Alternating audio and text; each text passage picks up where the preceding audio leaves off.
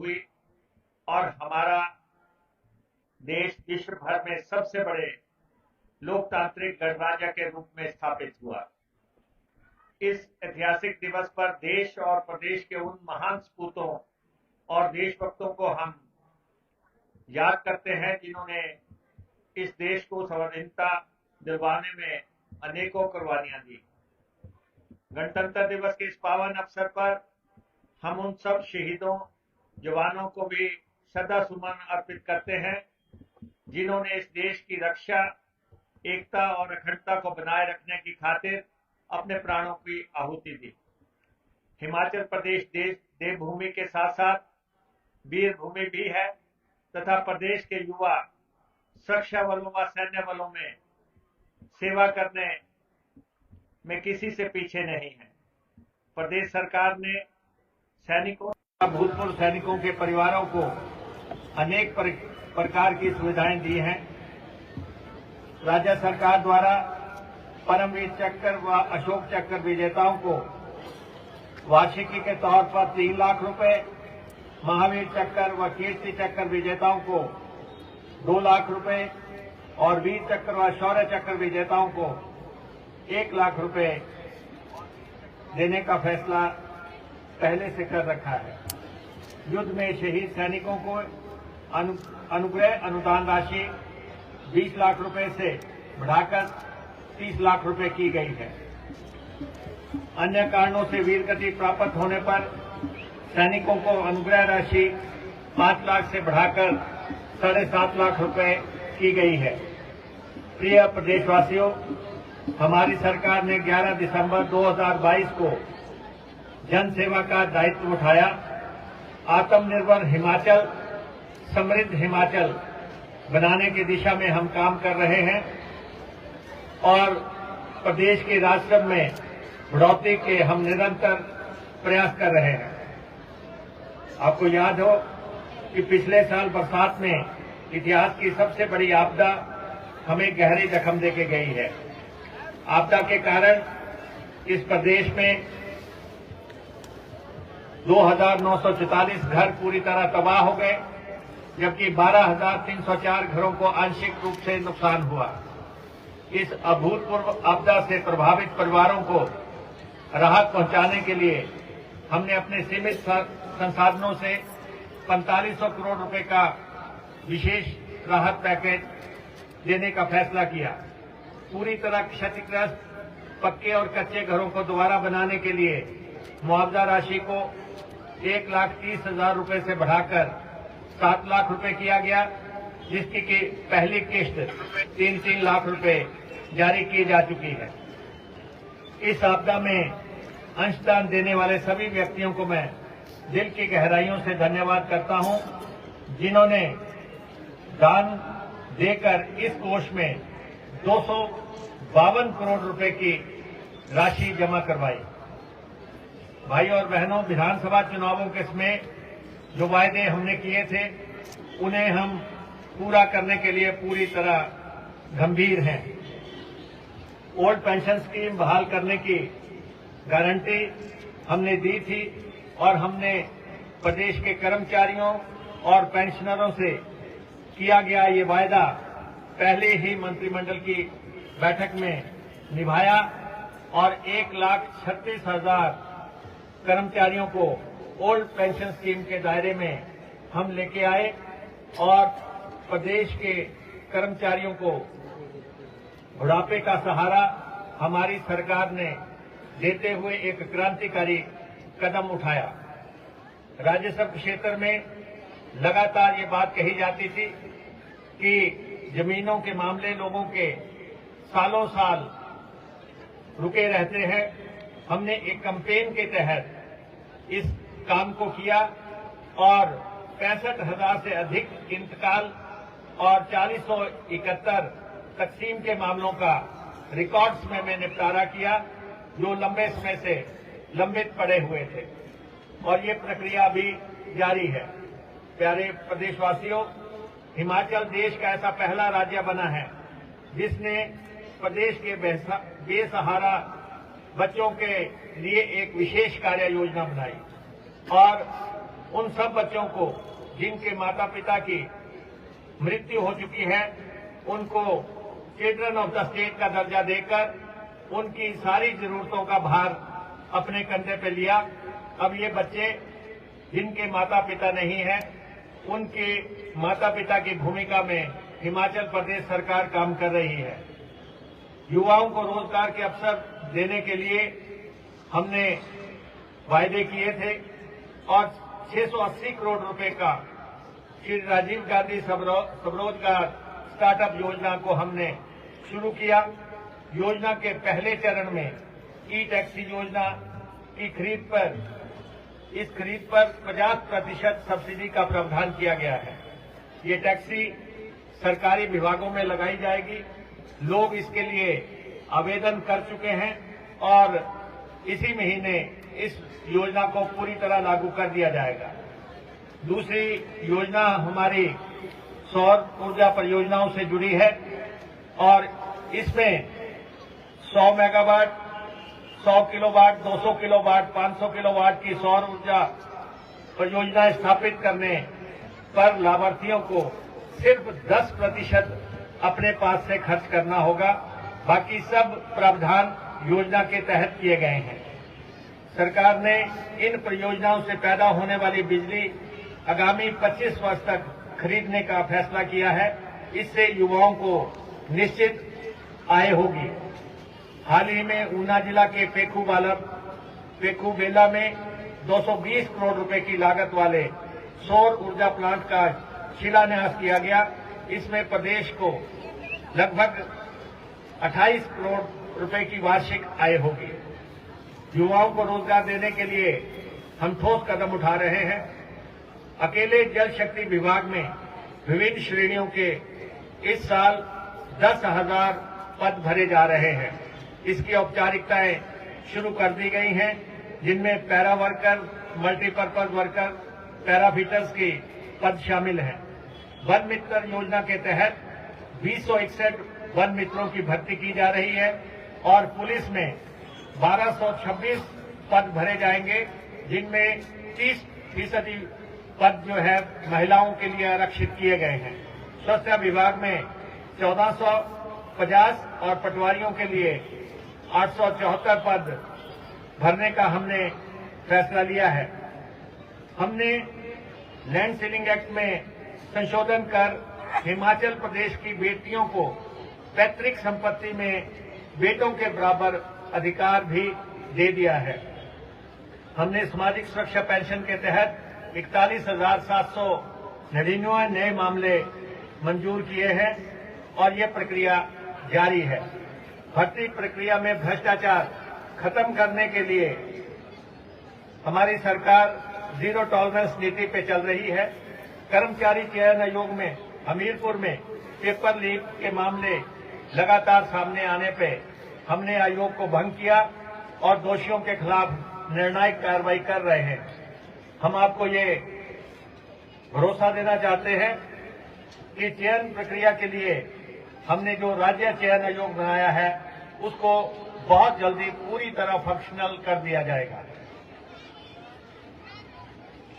हमने सेब के साथ साथ आम और नींबू प्रजाति के फलों के समर्थन मूल्य में भी जहां वृद्धि की है, वहीं निचले और ऊपरी क्षेत्र की दीवार को खत्म करते हुए सेब और नींबू प्रजाति के फलों का समर्थन मूल्य प्रदेश में एक बराबर कर दिया है। हिमाचल प्रदेश देवभूमि है। हमारी सरकार ने प्रदेश के धार्मिक स्थानों को ट्रांसपोर्ट सर्किट से जोड़ने के तहत दर्शन सेवाएं शुरू करने का फैसला किया है। प्रदेश में 250 दर्शन सेवाएं चलाई जाएंगी, जिसके तहत अयोध्या, वृंदावन, अमृतसर, डेरा ब्यास, हरिद्वार, चिंतपूर्णी, ज्वालामुखी, खाटू श्याम, नैना देवी और बाबा बालकनाथ सहित सभी धार्मिक स्थलों को बसें चलाई जाएंगी। और इसी कड़ी में आज हम हमीरपुर से वृंदावन के लिए सीधी बस सेवा शुरू करने जा रहे हैं। हमारी सरकार इन बसों की ब्रांडिंग करेगी और लोगों की धार्मिक आस्थाओं को पूरा करने में सहयोग करेगी। सरकार ने अयोध्या के लिए 6 बसें, और हरिद्वार के लिए 50 बसें चलाने का फैसला किया है। हमारी सरकार ने हरित प्रदेश कायम रखने के लिए ई बसें चलाने का फैसला किया है। इसके तहत अगले 4 साल में परिवहन निगम के बेड़े में 2000 नई बसें शामिल की जाएंगी। इसी वर्ष 327 बसें खरीदकर हम परिवहन निगम के बेड़े को पहले से सशक्त करेंगे। प्रदेश में सत्ता परिवर्तन के बाद अब तक हम निगम के लिए 300 बसें खरीद चुके हैं। प्रदेश सरकार ने एचआरटीसी में ही ड्राइवरों और कंडक्टरों के 700 पद भरने की प्रक्रिया शुरू कर दी है और इसे बहुत जल्दी पूरा किया जाएगा। निगम की बसों में ई टिकटिंग की व्यवस्था लागू करने के लिए मशीनों की खरीद की प्रक्रिया पूरी कर दी गई है। परिवहन विभाग प्रदेश में राजस्व में सहयोग करते हुए जो पिछले साल रेवेन्यू 500 करोड़ था, उसे इस साल बढ़ा के 850 करोड़ रुपए पहुंचाने के लिए अग्रसर है। आने वाले समय में प्रदेश में वाहनों की पासिंग मशीनों के माध्यम से होगी और मैनुअल व्यवस्था बदल दी जाएगी। अब लर्निंग लाइसेंस आप अपने घर पे बैठ के ही बना सकते हैं। हमारी सरकार ने रोपवेज को बढ़ाने के लिए अहम फैसले लिए हैं। राजधानी शिमला में पब्लिक ट्रांसपोर्ट रोपवेज की स्थापना के लिए 1655 करोड़ रुपए की महत्वाकांक्षी रोपवे योजना पे जल्द कार्य शुरू होने जा रहा है। धार्मिक क्षेत्रों में रोपवे लगाने के लिए हम कुल्लू के बिजली महादेव, चिंतपूर्णी माता और बाबा बालकनाथ में रोपवेज प्रणाली को शुरू करने के लिए वचनबद्ध है। प्रदेश में धार्मिक स्थलों की सौंदर्यता विस्तारीकरण के लिए और वैभवता के लिए एक योजना पे कार्य हो रहा है और इसी कड़ी में माता चिंतपूर्णी में एक भव्य भवन माता का बनाना प्रस्तावित है, जिसके लिए तमाम औपचारिकताएं पूरी कर ली गई हैं। प्रदेश के मंदिरों के आय व्यय को हम सार्वजनिक करेंगे और श्रद्धालुओं को बेहतरीन सुविधाएं देने के लिए हर संभव प्रयास करेंगे। जल शक्ति विभाग ने आपदा के समय में बेहतरीन कार्य करते हुए प्रदेश के लोगों को पानी पहुंचाने के लिए पुख्ता प्रबंध किए। विभाग अब आने वाले समय में सिंचाई के क्षेत्र पर ध्यान केंद्रित करना चाहता है ताकि हर खेत को पानी पहुंचाया जा सके। इसके अतिरिक्त प्रदेश के धार्मिक स्थलों और मोक्ष स्थलों, स्वर्ग धामों पर पानी की व्यवस्था सुनिश्चित करने के लिए हम प्रयास कर रहे हैं। कुल्लू की ब्यास नदी की चैनलाइजेशन करने और कांगड़ा की बीना सिंह सिंचाई योजना का कार्य पूरा करने का मामला हम केंद्र के साथ उठा रहे हैं। जहां तक हमीरपुर जिले का सवाल है, जल शक्ति विभाग इस जिला में अकेले हमीरपुर जिला में 1350 करोड़ रुपए के प्रोजेक्टों पे काम कर रहा है। इसमें 1000 करोड़ रुपए की 150 पेयजल योजनाएं शामिल हैं। इसके बाद जिले में पेयजल की समस्या हमेशा के लिए समाप्त हो सकेगी।